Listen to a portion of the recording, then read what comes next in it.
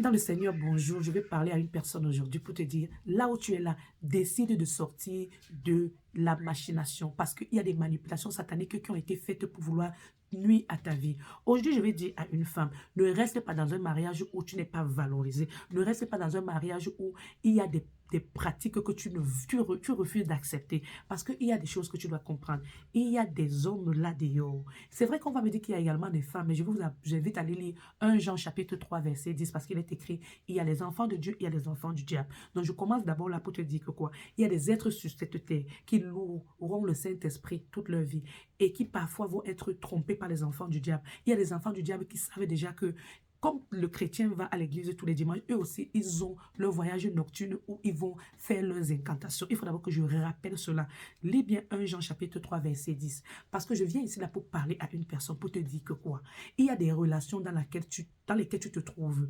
Parce que tu as la lumière, c'est pour cela que tu es cette personne, que ces personnes ils viennent vers toi pour puiser ce que tu as. Mais toi, tu ne reconnais pas que tu es cette étoile. Tu ne reconnais pas que tu as en toi des potentialités, des dons que le Seigneur a mis. Et les personnes viennent te proposer le mariage ou une vie commune avec toi simplement parce que, vous savez, le Seigneur nous dit que quand tu couches avec une autre personne, tu deviens une chair avec cette personne. Donc, il faut savoir que l'acte qu'on parle là, on dort ensemble là, ça permet à la personne qui est initiée d'entrer dans ta vie et de récupérer les dons qui sont en toi. Donc, c'est pour ça que je vais dire à toutes les femmes, on fait des fornications, on ne se rend pas compte qu'on ouvre des portes négatives dans nos vies.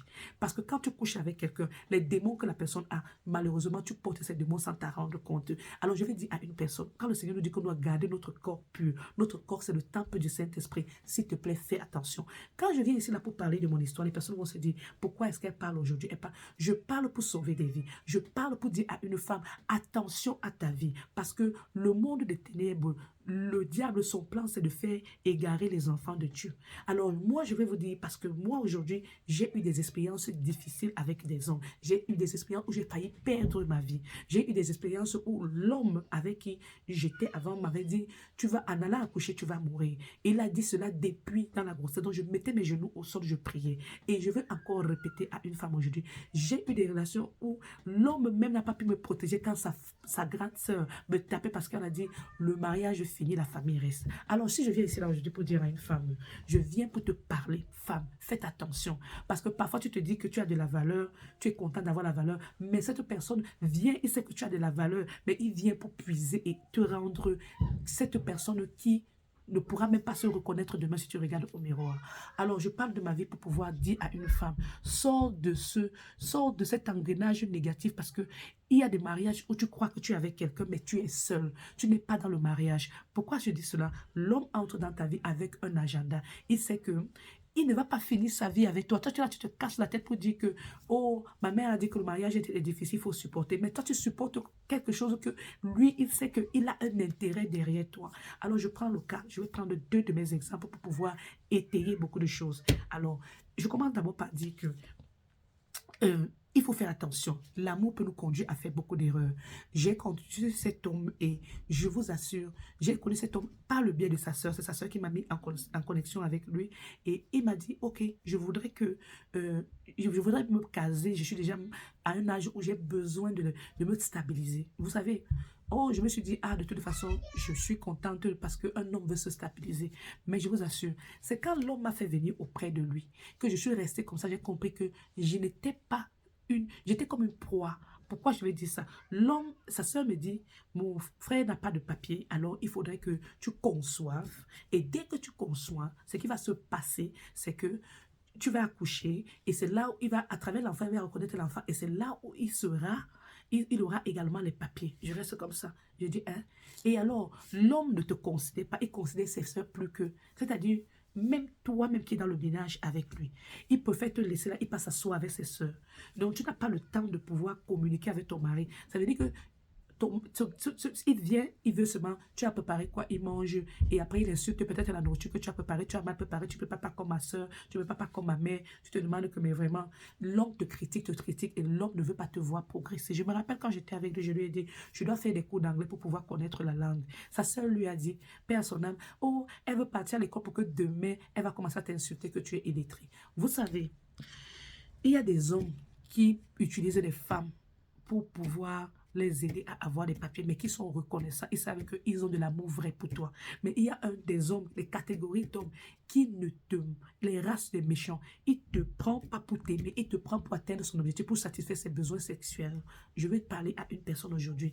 Il y a des hommes qui te regardent, ils te valorisent pour sa femme. Ils veulent faire un chemin avec toi. Ils veulent que vous marchiez ensemble. Mais il y a des personnes qui t'amènent dans leur vie simplement parce que ils savent qu'ils peuvent parler voir un arbre pour qu'un arbre produise un enfant. Les arbres peuvent produire des fruits, certains arbres, parce qu'il y a aussi des arbres stériles. Parce qu'on nous parle dans la Bible de figuier que Jésus-Christ a maudit, il n'y avait pas de fruits. Donc, il faut savoir qu'il y a des hommes qui n'ont pas l'intention de rester avec toi. C'est pour ça que j'ai fait cette vidéo, qu'ils te marient pas pour t'aimer, mais tu es seul dans ce mariage. Il faut que les femmes sachent qu'il y a des mariages où elles sont seules. Elles ne sont pas en communication avec une personne qui veut vraiment établir une vraie vie avec elle. Alors, je parle ainsi pour dire que quoi? Pour dire que, alors, quand ça c'est, on va me dire, il ne faut pas généraliser. Effectivement, je dis bien, il y a des catégories d'hommes. Mais je quitte maintenant sur cet homme. Quand j'ai été déçue, j'ai dit, je reste tranquille. Franchement, j'ai eu ma dose. Dieu m'a sauvé parce que cet homme m'avait dit, en accouchant, tu vas mourir. Quand je suis venue lui dire ce qu'on a dit à l'hôpital pour l'enfant, et j'étais traumatisée parce que tu vas pour faire l'échographie, on te dit que l'enfant a des problèmes. On te dit qu'on va te faire la myosynthèse. Tu viens dire à l'homme, il te dit que tu crois que c'est un enfant que tu as dans le ventre, c'est telle chose. Il commence à insulter l'enfant qui est dans ton ventre. Tu te demandes que, mais ça c'est le père de l'enfant, comment il peut insulter? Il y a des hommes qui sont dans les vies des femmes, ils ont des agendas démoniaques. Je veux parler de cela parce que c'est des choses que il y a des pasteurs, tu vas avec eux, les hommes de Dieu, tu leur parles. Au lieu qu'ils te disent que ça, c'est un enfant du diable.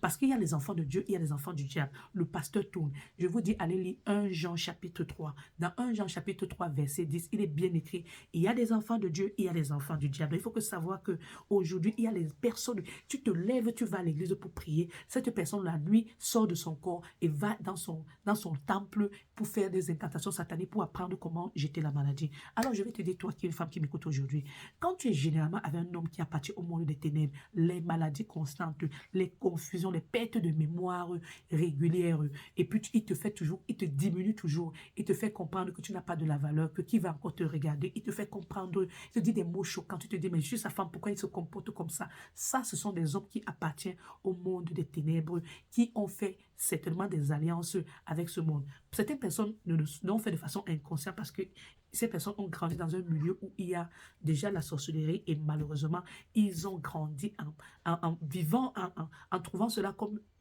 une norme. Vous allez voir des personnes, ils savent seulement faire le mal, ils ne savent pas ouvrir leur bouche pour dire des bonnes choses.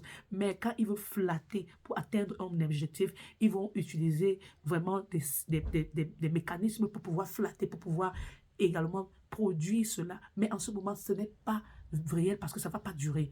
Il faut seulement ça pour une période précise et dès qu'ils tombent déjà dans leur angle, dans leur cercle, ils arrêtent. Donc, ils te capturent comme le poisson qu'on peut capturer dans l'eau. Le pêcheur va, il jette son hameçon, il met la nourriture, les poissons sont attirés.